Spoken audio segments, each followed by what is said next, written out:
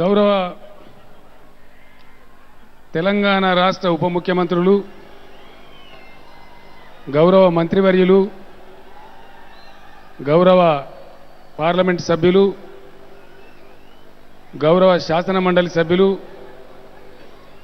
గౌరవ శాసనసభ్యులు, జడ్పీ చైర్మన్లు, జిల్లా పార్టీ అధ్యక్షులు, టీఆర్ఎస్ పార్టీ రాష్ట్ర నాయకులు, టీఆర్ఎస్ పార్టీ నగర నాయకులు, జీహెచ్ఎంసీ ఎన్నికలలో పోటీ చేస్తున్నటువంటి అభ్యర్థులు,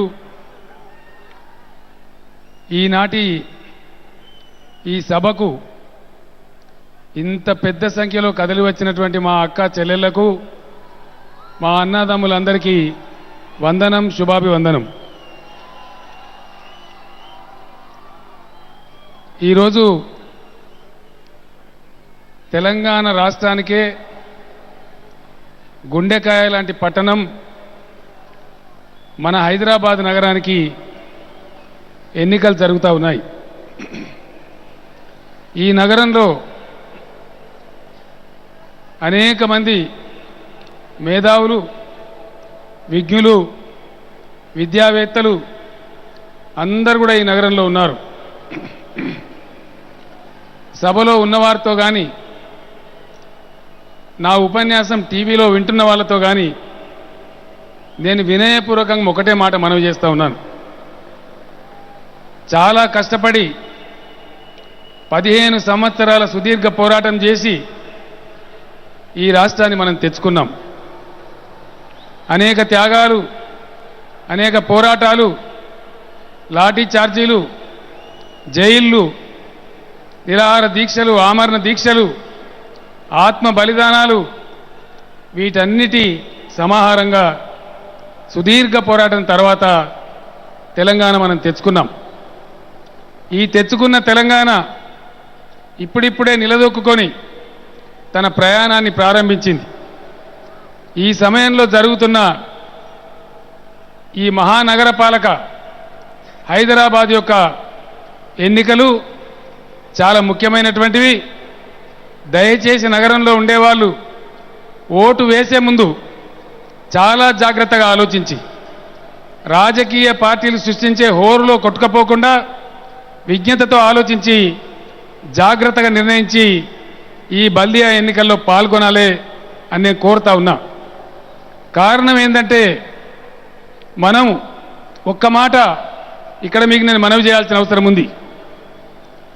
2001లో ప్రారంభించిన ఉద్యమం 2004కు వచ్చేటప్పటికి మనం అనుకున్న ప్రకారం ఉద్యమం యొక్క ఫలితం మనకు వచ్చి ఇక్కడ దేశంలో కాంగ్రెస్ ప్రభుత్వం ఏర్పడి 2004లో నేను కూడా ఢిల్లీకి తీసుకొని పోయిన తెలంగాణను ఆనాడున్న యూపీఏ ఎజెండాలో చేర్చింది, కామన్ మినిమం ప్రోగ్రాంలో పెట్టింది. ఆ రోజు నేను అక్కడ ఉండబడే నాయకత్వాన్ని అడిగినప్పుడు హైదరాబాద్ నగరం మీద కేసీఆర్ గారు మీరేమైనా కొంత రాజీ పడతారా, తెలంగాణ తొందరగా ఇచ్చేస్తామని చెప్పారు. ఈ విషయం నాకే కాదు, ఇక్కడ కూర్చున్న పెద్దలు కేశవరావు గారికి తెలుసు, డి శ్రీనివాస్ గారికి తెలుసు, ఇంకా నా వెంట ఉన్న ఉద్యమంలో ఉన్న చాలామంది ఈరోజు మంత్రులుగా ఉన్న వాళ్ళకు కూడా తెలుసు.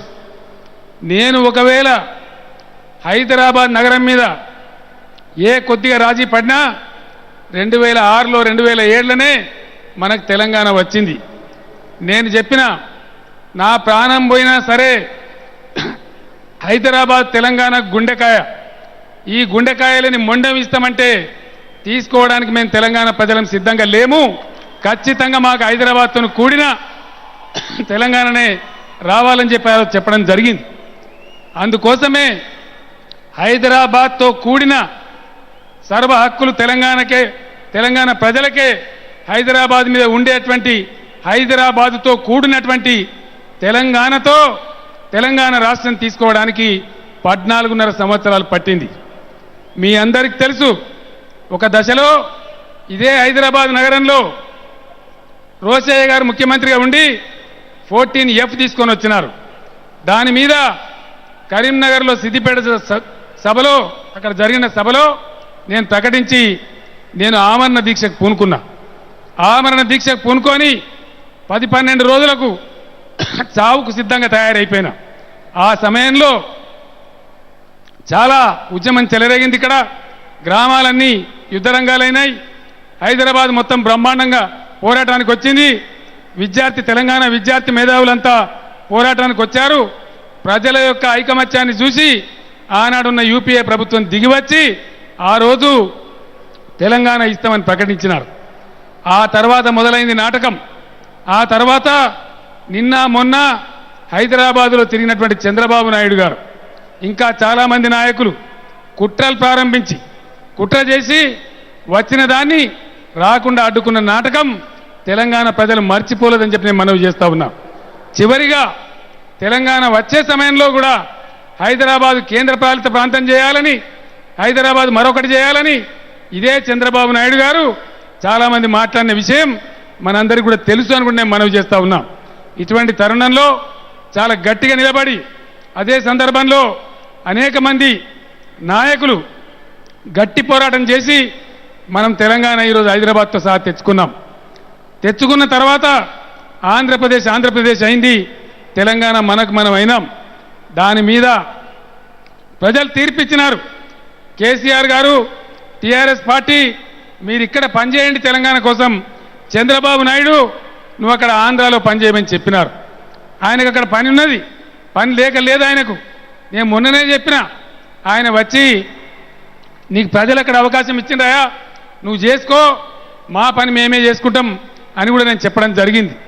నీ దగ్గర బజార్లు ఊడ్చుకోవాలంటే హిందూపురం నుంచి ఇచ్చాపురం దాకా నీకు బోలెడు బజార్లు ఉన్నాయి, మా హైదరాబాద్ బజార్లు మేమే ఊడ్చుకుంటామని నేను చెప్పడం కూడా జరిగింది.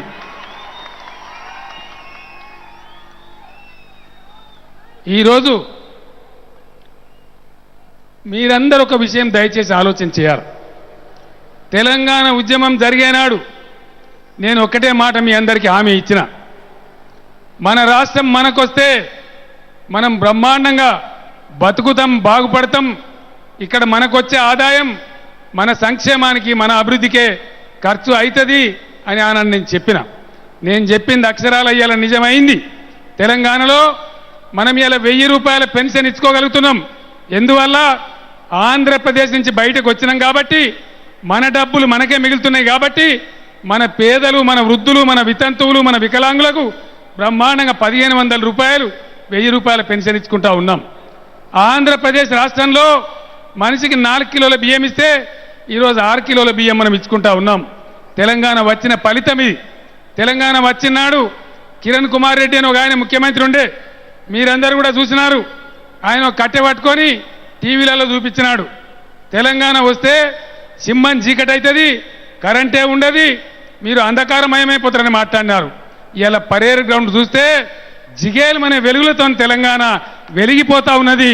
కరెంటు కోతలు లేని తెలంగాణ బ్రహ్మాండంగా కరెంటు అందిస్తా ఉన్నదని నేను మనవి చేస్తా ఉన్నా. ఆనాడు వాళ్ళు ఎన్ని దుష్ప్రచారాలు చేసినారో అవన్నీ తప్పులని తేలినాయి. ఈరోజు మనం ఇక్కడ బ్రహ్మాండమైన కరెంట్ సప్లై చేసుకుంటా ఉన్నాం. ఆ రోజు మీరు అందరు చూసినారు, ఇందిరా పార్క్ దగ్గర పరిశ్రమల వాళ్ళు వచ్చి మా కరెంట్ ఇవ్వండి అని ధర్నా చేసినారు. ఇలా పరిశ్రమలకు కూడా కోత లేకుండా 24 గంటలు మనం కరెంట్ ఇవ్వగలుగుతున్నామని చెప్పి నేను మనవి చేస్తా ఉన్నాం. కొన్ని సంక్షేమ కార్యక్రమాలు చేసుకుంటా ఉన్నాం. ఇలా ఆడపిల్లల పెళ్లిళ్ళు కావాలి, కళ్యాణ లక్ష్మి పథకాన్ని ప్రవేశపెట్టుకున్నాం. ఆడపిల్ల పెళ్లి తల్లిదండ్రులకి భారం అవుతుందని ఇలా దానికి 51,000 రూపాయలు వాళ్ళకి ఇవ్వడానికి స్కీమ్ పెట్టుకున్నాం. షాదీ ముబారక్ పెట్టుకున్నాం, 51,000 రూపాయలు ఇచ్చుకుంటా ఉన్నాం. ఇంకా కొన్ని కార్యక్రమాలు చేసుకుంటా ఉన్నాం. హాస్టల్లో చదువుకునే పిల్లలకు సన్నబియ్యం ఇచ్చుకుంటా ఉన్నాం. వీటన్నిటిని మించి మీ అందరికీ బాగా నచ్చిన విషయం, పేదలు కూడా ఆత్మగౌరవంతో బతకాలి. పేదలంటే ఏదో ఒక డబ్బా రూమ్ కట్టించి మనం అట్లా పోవడం కాకుండా, వాళ్ళని ఆ విధంగా వదిలేయడం కాకుండా, పేదలు కూడా ఆత్మగౌరవంతో బతకానని చెప్పి ఇలా తెలంగాణ రాష్ట్రంలో భారతదేశంలో ఏ రాష్ట్రంలో లేని విధంగా డబల్ బెడ్రూమ్ ఇండ్లు కట్టుకుంటామన్నామని చెప్పి నేను మనవి చేస్తా ఉన్నా. ఈ డబల్ బెడ్రూమ్ ఇండ్ల పథకం రేపు హైదరాబాద్ నగరంలో ఉన్న పేదలందరికీ కూడా ఇచ్చే బాధ్యత నాది. కేసీఆర్గా మీ బిడ్డగా ఈ మాట మీకు మనవి చేస్తా ఉన్నా అని చెప్పి నేను మనవి చేస్తా ఉన్నా. ఇవన్నీ ఎందుకు సాధ్యమవుతా ఉన్నాయంటే తెలంగాణ రాష్ట్రం మనం తెచ్చుకున్నాం కాబట్టి ఇవన్నీ కూడా సంక్షేమ పథకాలు చేసుకుంటా ఉన్నాం. ఇంకా ప్రాజెక్టులు కట్టుకోవాలా, మంచినీళ్ళు తెచ్చుకోవాలి, అనేక కార్యక్రమాలు మనం చేయాల్సిన అవసరం ఉంది. హైదరాబాద్ సిటీలో ఉండవలసిన సదుపాయాలు లేవు. మేము రాజ్యం చేసినాం, మా అంత గొప్పవాళ్ళు లేరని ఇలా కాంగ్రెస్ పార్టీ టీడీపీ పార్టీ అడుగుతా ఉంది. నేను ఒక్కటే మాట మిమ్మల్ని కోరుతా ఉన్నా, దయచేసి ఆలోచన చేయండి. ఈ 60 సంవత్సరాలు ఈ బల్దియా మీద, హైదరాబాద్ మున్సిపాలిటీ మీద, ఈ రాష్ట్రం మీద అధికారం చెలాయించింది ఎవరు? ఒకటే ఒక్క మాట మీరు విచారం చేయాలి. ఇలా ఏదైనా ఉంది, ప్రజలకు ఏదైనా చేస్తా అని చెప్తున్నదంటే అది ఒక టీఆర్ఎస్ పార్టీ మాత్రమే. కాంగ్రెస్ పార్టీ మీరు చూసిన పార్టీయే, మీకు తెలియని పార్టీ కాదు. తెలుగుదేశం పార్టీ మీరు చూసిన పార్టీయే, మీకు తెలియనటువంటిది కాదు. మీకంతా విషయం తెలిసే ఉన్నది. ఇవాళ చిత్తశుద్ధితోని, నిబద్ధతతోని ఆనాడు తెలంగాణ కోసం ఎట్లయితే పోరాటం చేసినామో అదే పద్ధతిలో ఈరోజు తెలంగాణ హైదరాబాద్ను కూడా బ్రహ్మాండంగా చేస్తున్నామని చెప్తున్న పార్టీ టీఆర్ఎస్ పార్టీ. దయచేసి ఎన్నికల్లో మీరు టీఆర్ఎస్ పార్టీని గెలిపిస్తేనే బ్రహ్మాండంగా పని జరుగుతుంది.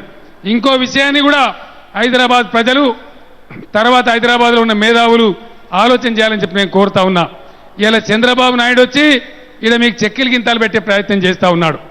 ఏమున్నది చంద్రబాబు నాయుడు చేతుల? ఆయన చేతుల నెత్తిన్నదా, కత్తిన్నదా? ఆయన ఆంధ్రప్రదేశ్ ముఖ్యమంత్రి, ఇక్కడ ఏం చేయలేడు. ఈ బల్దియాలో గెలిస్తే ఖచ్చితంగా ఈ రాష్ట్రంలో ఉన్నది మీ దయ వల్ల, మీ యొక్క ఆశీర్వాదం వల్ల ఈడ రాష్ట్రాన్ని పరిపాలిస్తున్నది టీఆర్ఎస్ ప్రభుత్వం. ఇవాళ బల్దియాలో కూడా గులాబీ జెండా ఎగిరితే అక్కడ కూర్చున్న అభ్యర్థులంతా గెలిస్తే తెలంగాణ రాష్ట్ర ప్రభుత్వం, ఇది మున్సిపాలిటీ అందరూ చెట్టా పట్టాలు వేసుకొని పనిచేస్తే బ్రహ్మాండమైన నగరాన్ని మనం చేయగలుగుతాం. ఇవాళ ఒక విషయాన్ని దయచేసి ఆలోచన చేయాలి. హైదరాబాద్లో 1 కోటి జనాభా ఉంది. కూరగాయల మార్కెట్లు ఎన్ని ఉండాలి? 50,000 మందికి ఒకటి ఉన్నా 200 మార్కెట్లు ఉండాలి. ఇవాళ హైదరాబాద్లో ఉన్న మార్కెట్లు ఎన్ని అండి? 7 మార్కెట్లు ఉన్నాయి. ఇది చంద్రబాబు నాయుడు 40 ఏళ్ళు పాలించిన కాంగ్రెసు మనకిచ్చిన బహుమానం. ఇవాళ ఆడబిడ్డలు లేదా గ్రామాల నుంచి, జిల్లాల నుంచి హైదరాబాద్కి వచ్చేవాళ్ళు షాపింగ్కి వస్తే, కార్యం ఉంటే, పెళ్లింటే ఇవాళ హైదరాబాద్లో మూత్రం పోయడానికి సదుపాయం ఉందా? పబ్లిక్ టాయిలెట్స్ ఎన్ని ఉన్నాను అన్ని ఉన్నాయా? లేవు. దీనికి ఎవరు జవాబుదారీ? ఇవాళ హైదరాబాద్లో ఉండే పేదరికానికి ఎవరు జవాబుదారీ? హైదరాబాద్లో ఉన్న గుడిసెలకు ఎవరు జవాబుదారీ? ఇవన్నీ కూడా నాశనం చేసిందే వీళ్ళు. మూసీ నదిని ఒక మురికి కంపు నదిగా మార్చిన ఘనత ఈ కాంగ్రెస్ టీడీపీ వాళ్ళది కాదా? దయచేసి ప్రజలు ఆలోచించాలని నేను చెప్తా ఉన్నా. హుసేన్ సాగర్ మంచినీటి జలాశయాన్ని ఒక కాలుష్య కాసారంగా మార్చిన ఘనత వీళ్ళది కాదా? దయచేసి ఆలోచన చేయాలని చెప్పి నేను మనవి చేస్తా ఉన్నా.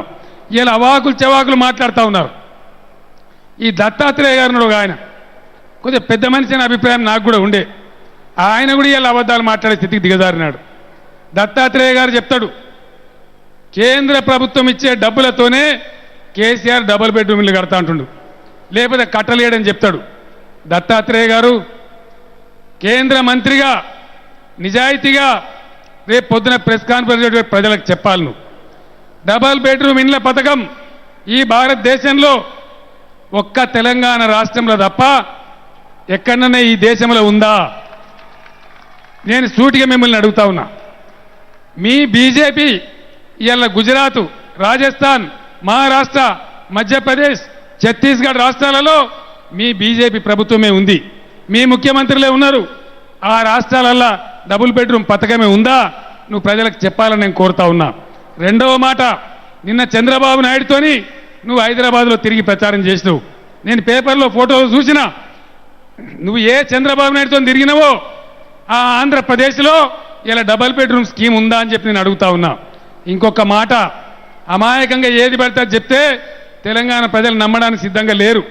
ఇలా డబుల్ బెడ్రూమ్ స్కీమ్ నువ్వు ఢిల్లీ సర్కార్ ఇస్తే నేను ఇక్కడ ఇస్తున్నానా? ఎప్పుడు చెప్పిండు కేసీఆర్ డబుల్ బెడ్రూమ్ ఇస్తాని? ఎప్పుడు చెప్పిండు కేసీఆర్ 1000 రూపాయల పెన్షన్ ఇస్తాని? 2014 ఎన్నికలకు ముందు ఎలక్షన్ మేనిఫెస్టోలో ప్రజలకు చెప్పినాం, తెలంగాణ రాష్ట్రంలో పేదలు ఆత్మగౌరవంతో బతకానంటే డబుల్ బెడ్రూమ్ ఇళ్ళే కట్టిస్తామని 2014 ఎన్నికల ముందు చెప్పినాం. వాస్తవాలు ఈ విధంగా ఉంటే అబద్ధాలు చెప్పి, అవాకులు చెప్పి, చెవాకులు చెప్పి ఇష్టం వచ్చిన పద్ధతిలో మాట్లాడుతూ ఉన్నారు. చంద్రబాబు నాయుడు మాట్లాడతాడు, నాకు హైదరాబాద్లోనే ప్రేమ ఉన్నది, హైదరాబాద్లోనే ఉంటా, హైదరాబాద్ను అర్ధగంటలనే విజయవాడకి వెళ్ళి వస్తా, నేను అడుగడుగున హైదరాబాద్లో నా ముద్ర ఉన్నదంటాడు. ఉన్నది చంద్రబాబు నాయుడు, నీ ముద్రలు చాలా ఉన్నాయి. బషీర్బాగ్లా నువ్వు కాల్చిన పోలీస్ కాల్పులలో 4 రైతులు చచ్చిపోయిన రక్త ముద్ర ఇప్పుడు కూడా బషీర్బాగ్ చౌరస్తాలో ఉన్నది. ఎందుకు లేదు? అసెంబ్లీ ముందర అంగన్వాడీ అక్క చెల్లెలను నువ్వు గుర్రాలతో దక్కించిన ముద్ర ఇప్పటికి కూడా బాధ్యత అక్కడ నిలబడే ఉన్నది. మూసి మురికి కంపు నీ మురికి ముద్ర ఇప్పటికి కూడా ఉన్నది. ఈ విధంగా అనేక కుంభకోణాలు. ఇంకొక మాట చెప్తా, చంద్రబాబు నాయుడు కాంట్రాక్ట్ ఉద్యోగుల ముద్ర, ఈ భారతదేశంలో కాంట్రాక్ట్ ఉద్యోగుల వ్యవస్థ తెచ్చిందే నీ ముద్ర. ఇలా ముద్రను మేము తిప్పి వాళ్ళని పర్మనెంట్ చేసే ముద్ర ఇలా తెలంగాణ ప్రభుత్వం గుద్దుతా ఉందని నేను మనవి చేస్తా ఉన్నా. వాళ్ళ కడుపు నింపే ప్రయత్నం చేస్తా ఉన్నామని మనవి చేస్తా ఉన్నా. నువ్వు శ్రమ దోపిడీ చేసినటువంటి ఒక దోపిడీదారునివి. పెట్టుబడిదారులకు వ్యక్తిగా నిలిచినటువంటి వాళ్ళకు అనుకూలమైన వ్యక్తిగా నిలబడ్డావు, కార్మికుల శ్రమ దోసినావు, వాళ్ళ కడుపులు కొట్టినావు. ఇలా తెలంగాణ రాష్ట్రం అదే కాంట్రాక్ట్ కార్మికులను పర్మనెంట్ చేస్తా ఉన్నామని నేను మనవి చేస్తా ఉన్నా. ఇంకొక మాట, ఎన్ని కార్యక్రమాలు చేసిందండి ఇలా టీఆర్ఎస్? కేవలం 17-18 నెలల కాలంలో 190 సంక్షేమ కార్యక్రమాలు చేసినాం. మాట తప్పలే. అడగని కార్యక్రమాలు కూడా చేసినాం. ఆటో డ్రైవర్లు ఎవరు కూడా మా ట్యాక్స్ రద్దు చేయమని చెప్పి మాకు దరఖాస్తు పెట్టలే, కానీ వాళ్ళ ట్యాక్సులు రద్దు చేసినాం. ఇవాళ ఆటో సోదరులు తక్కువ ఆదాయం ఉంటుంది కాబట్టి వాళ్ళు బతకాలని చెప్పి వాళ్ళ 72 కోట్ల బకాయిలు మాఫీ చేసినాం. ఆటోలకు ఇవాళ తెలంగాణ రాష్ట్రంలో ఆటో కార్మికులకు రవాణా పన్ను మొత్తం రద్దు చేసి పడేసినాం. భవన నిర్మాణ కార్మికులు నాయన నరసింహారెడ్డి గారు హోం మంత్రితో పాటు లేబర్ మినిస్టర్గా ఉన్నారు. ఆయన పేరు మోసిన లేబర్ లీడర్ అన్నా ఖచ్చితంగా భవన నిర్మాణ కార్మికులకు మనం చేయించాలని పట్టుబట్టి 15 లక్షల మంది భవన నిర్మాణ కార్మికులకు వాళ్ళకు ప్రమాదం జరిగితే 5 లక్షల రూపాయలు బీమా సదుపాయం కల్పించిన మాట వాస్తవం కాదా? అదేవిధంగా ఇలా 10 లక్షల మంది డ్రైవర్లు ఉన్నారు తెలంగాణలో, వాళ్ళందరికీ కూడా 5 లక్షల రూపాయల బీమా కల్పించింది నిజం కాదా? సఫాయన్నా నీకు సలామన్నా అని చెప్పి జిహెచ్ఎంసీ కార్మికులకు జీతాలు పెంచిన మాట నిజం కాదా? హోంగార్డులు నోరు కొట్టినారు మీ ప్రభుత్వాలలో, హోంగార్డుల జీతాలు టీఆర్ఎస్ ప్రభుత్వం పెంచలేదా? ఇలా ట్రాఫిక్ పోలీసుల కోసం వాళ్ళకు 30% అదనం వేతనం ఇచ్చి వాళ్ళని ఆదుకుంటున్న మాట వాస్తవం కాదా? ఇలా మహారాష్ట్రలో బొంబాయిలో పోలీసులు మహారాష్ట్ర ముఖ్యమంత్రిని అడుగుతా ఉన్నారు, తెలంగాణ ముఖ్యమంత్రి గారు ఇచ్చినారు మాకు కూడా మీరు ఇవ్వాలని చెప్పి ఇలా మహారాష్ట్ర పోలీసులు అక్కడి గవర్నమెంట్ని అడుగుతా ఉన్నారు. బీహార్ ముఖ్యమంత్రి గారు మిషన్ భగీరథ కింద తెలంగాణ ప్రభుత్వం ఎట్లయితే ఇంటింటికి మంచినీళ్ళు ఇస్తా ఉంటుందో నాకు ఓటేస్తే బీహార్లో కూడా తెలంగాణ మోడల్లో మంచినీటి పథకం నేను పెడతా అని చెప్తా ఉన్నారు. ఈ విధంగా ఇలా 18 నెలల తెలంగాణ ప్రభుత్వాన్ని భారతదేశంలో అనేక ప్రభుత్వాలు కాపీ కొడతా ఉన్నాయి. ఇక్కడ జరిగే మంచిని తీసుకుంటా ఉన్నాయి. చంద్రబాబు నాయుడు హైదరాబాద్ వచ్చి చెక్కిలి గింతలు పెట్టి ఏదో ఒక మాయోపాయం చేసి మళ్ళా ఇక్కడ శాంతంగా ఉన్న హైదరాబాదును కలకలం చేపే ప్రయత్నం చేస్తూ ఉన్నారు. హైదరాబాదులో ఉన్నటువంటి వాళ్ళు ఏ ప్రాంతం నుంచి వచ్చిన వాళ్ళైనా బ్రహ్మాండంగా ఇక్కడ కలిసి బతుకుతా ఉన్నారు. అందరూ కూడా సంతోషంగా ఉన్నారు.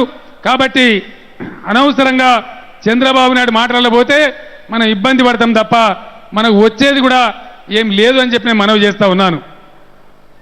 ఇంకొక ఆయన ఉన్నాడు పాప, నాకు మంచి దోస్తు, నిన్న నుంచి నాకు పెద్ద రంది పట్టుకున్నది.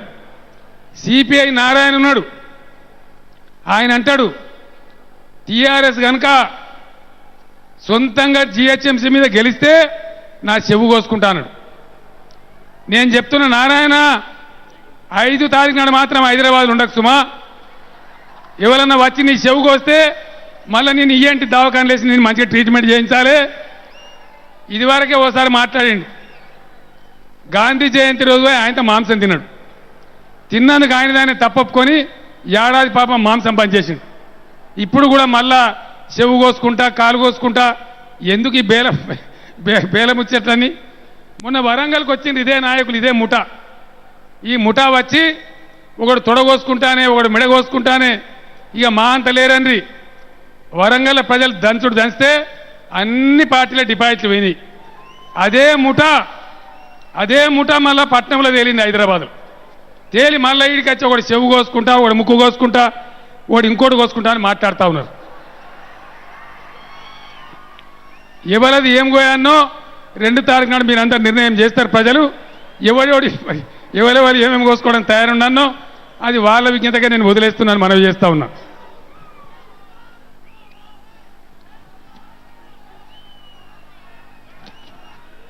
చంద్రబాబు ఏం చెప్పాలి, ఇక మస్తుగా పాడ.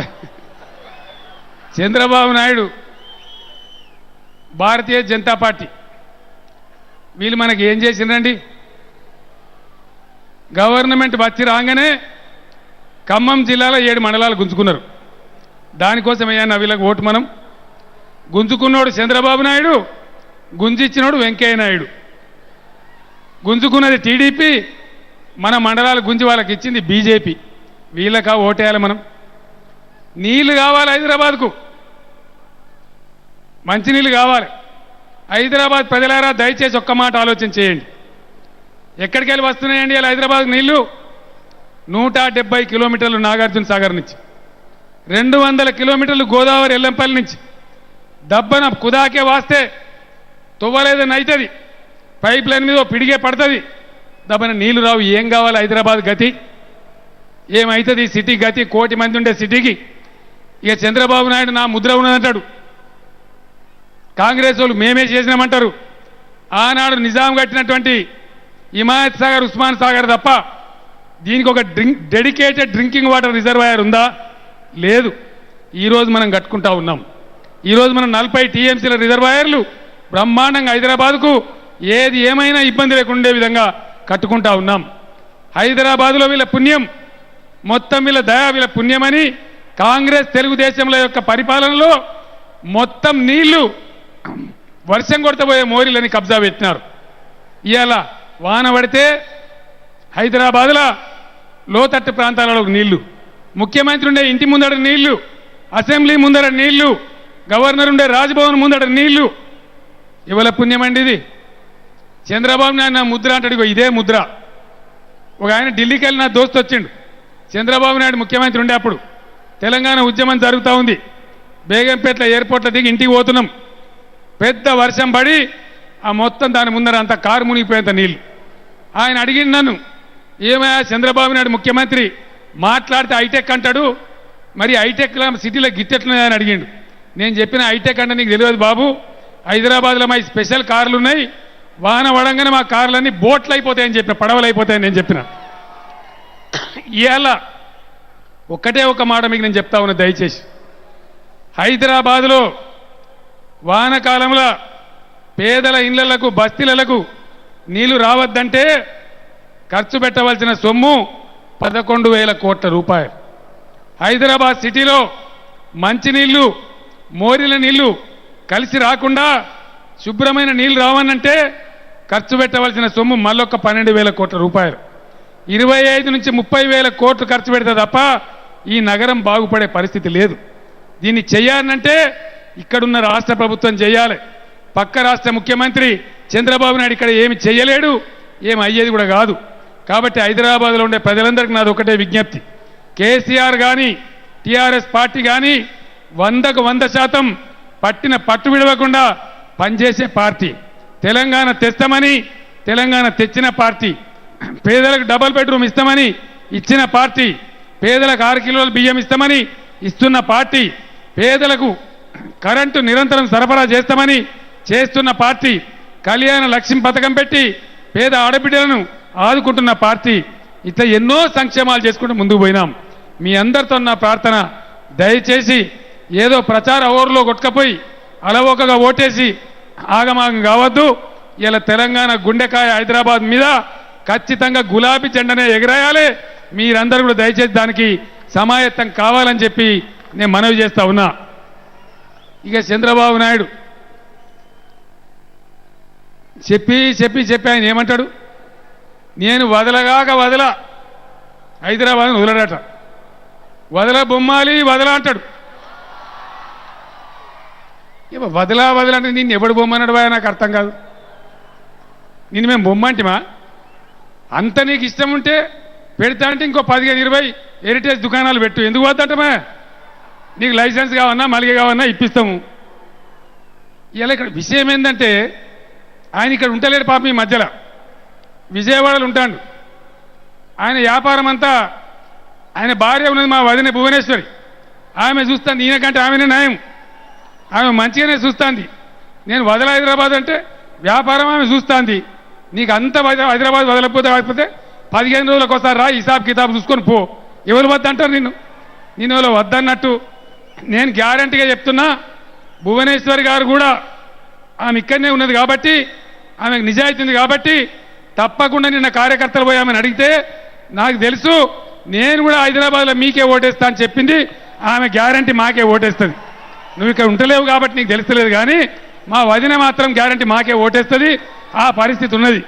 నీకు వాస్తవాలు తెలియక నేను వదలా, నేను ఇచ్చేస్తా, నేను అది చేస్తా, ఇంకోటి వచ్చి నేను చెవు కోసుకుంటా.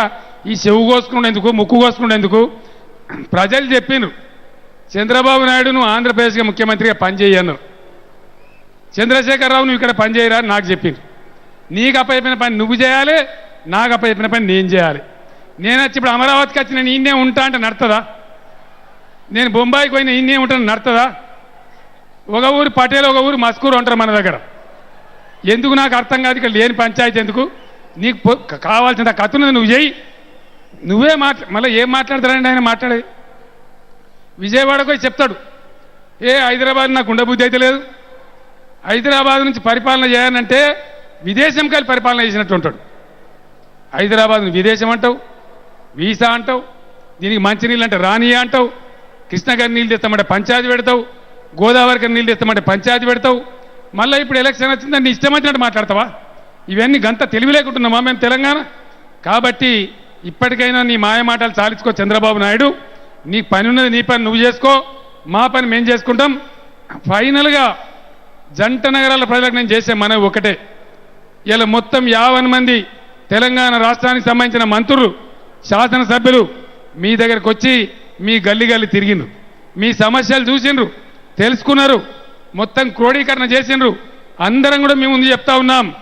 నేను కంటున్నది ఒకటే కళ, ఆ కళ చేసి తీరుతా అని చెప్పి నేను మనవి చేస్తా ఉన్నా.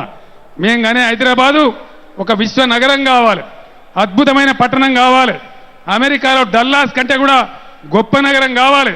కేసీఆర్ ఏం చెప్పినా మొండోడు మీకు తెలుసు, ప్రాణం పోయినా సరే ఈ హైదరాబాద్ జంట నగరాలను బ్రహ్మాండంగా చేస్తానని మనవి చేస్తా ఉన్నా. నాకు నిజంగా తృప్తి కలిగేది ఎప్పుడంటే జంట నగరాలలో జిహెచ్ఎంసీ ఆఫీసులో పేద మధ్యతరగతి ప్రజలు లంచం ఇయ్యకుండా మున్సిపాలిటీ పర్మిషన్ తెచ్చుకునే రోజు రావాలి. ఆ స్టేజ్ మీద కూర్చున్న బిడ్డలు మీరందరూ లేచి ప్రజలకు అభివాదం చేసి మీరు చెప్పాలి, హైదరాబాద్లో లంచం లేకుండా మున్సిపల్ ఇప్పించే పర్మిషన్ ఈ బిడ్డలతో చేయించే బాధ్యత నాది. వాళ్ళందరూ కూడా చేతులు ఇచ్చి మీ ముందు ప్రతిజ్ఞ తీసుకుంటా ఉన్నారు. అందరు చేతులు లేపి చూపించండి అమ్మా. 100% అటువంటి అవినీతి లేనటువంటి మంచి ప్రజలకు దగ్గర ఉండేటువంటి, ప్రజల మధ్యలో తిరిగాడేటువంటి పరిపాలన మీకు అందిస్తాం. అద్భుతంగా హైదరాబాద్ను ముందుకు తీసుకొని పోదాం.